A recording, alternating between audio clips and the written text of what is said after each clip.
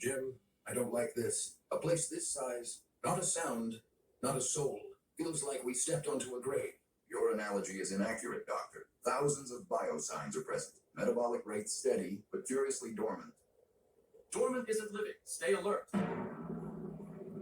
So guys, you saw the opening clip. That's from a Star Trek AI production that I stumbled on. I'll put the link in the summary.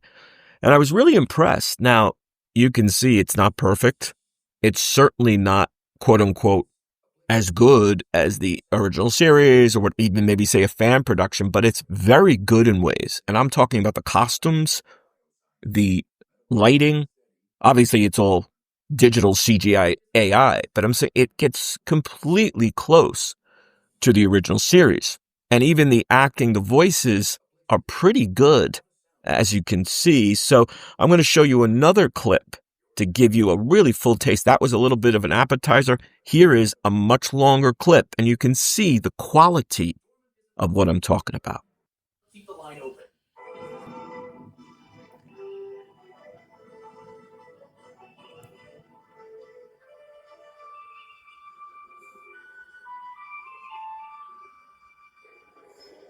Lieutenant, any new reports from the signal analysis? Captain, the latest readings show the signal is repeating at precise intervals, but the content changes each time, as if different minds are adding to it.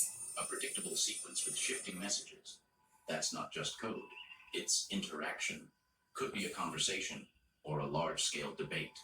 And in any debate, someone's always trying to steer the outcome. Indeed, Captain. Transmission patterns indicate a constant flow of data from multiple origins. Technically, it is a neural hive, a primitive collective of interconnected minds, sharing thoughts in real time. A hive of minds. Jim, I've seen ideas sold as bringing people together, end up tearing them apart. And when minds start thinking as one, there's always the risk someone, or something, is doing the thinking for them. But I'm sure we'll get close enough to find out the hard way. Thank you, Lieutenant. Keep tracking that pattern. I want to know about every change in content. Yes, sir. I'll maintain a continuous scan and flag any change in the transmission pattern, even the smallest. If the source adapts or shifts its frequency, you'll know when you're on Clitheroe 4. All personnel stand by for orbital operations. Scotty! Energize!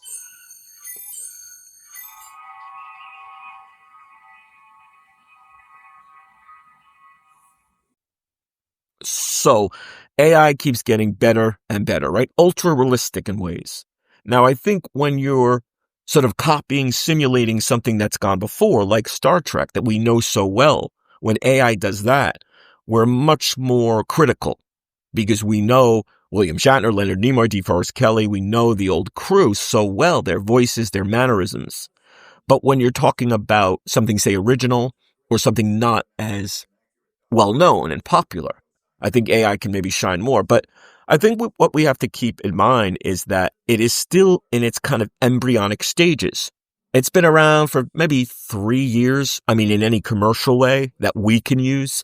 I'm sure that big companies and, say, the labs and the colleges maybe had versions years ago. But I remember about 3 years ago, coming up, this like November or so that we started, I think it was 2022 that I remember ChatGPT and such. So, and now we have DALL-E, Claude, Copilot, there's dozens, Gemini. So for now, years we've enjoyed hand-drawn animation, right? CGI, digital animation. Now I still prefer the hand-drawn, really. I still love the classic Disney. I even love, of course, Justice League Unlimited, the great DC and Marvel productions. But digital can be awesome, as we know. And, I still love the, Toy Story and Pixar stuff as well. But just because AI is used to bring back things like Star Trek, say, it doesn't mean, of course, we can't still have the new actors doing the versions, right? Why can't we have both? Now, currently, right, we've got Prodigy and Lower Decks.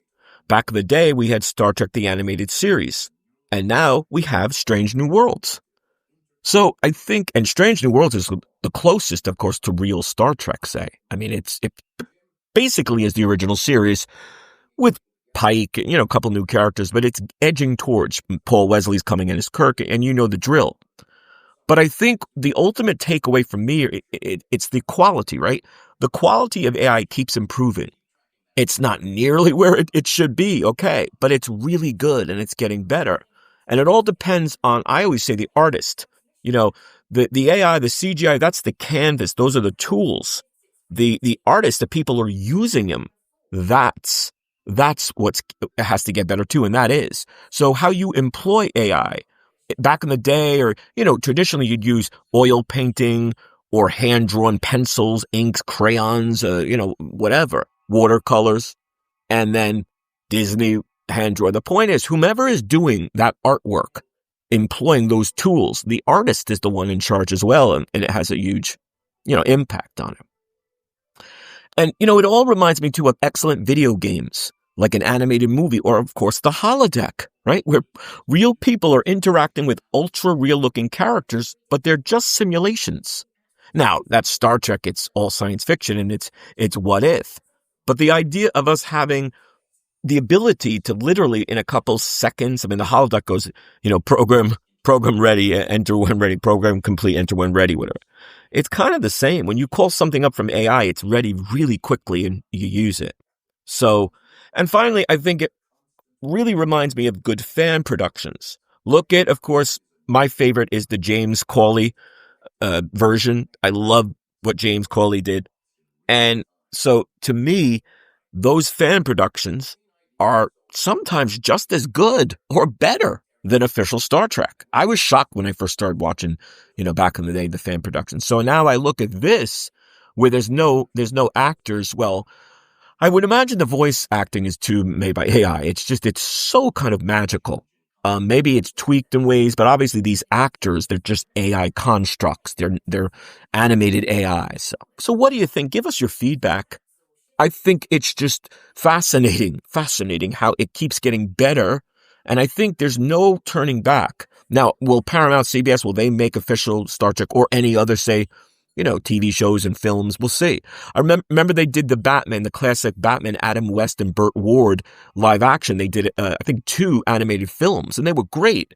Well, now they can do a full-on, recreation. Of course, they probably have to get maybe permission from Adam West's estate or whatever.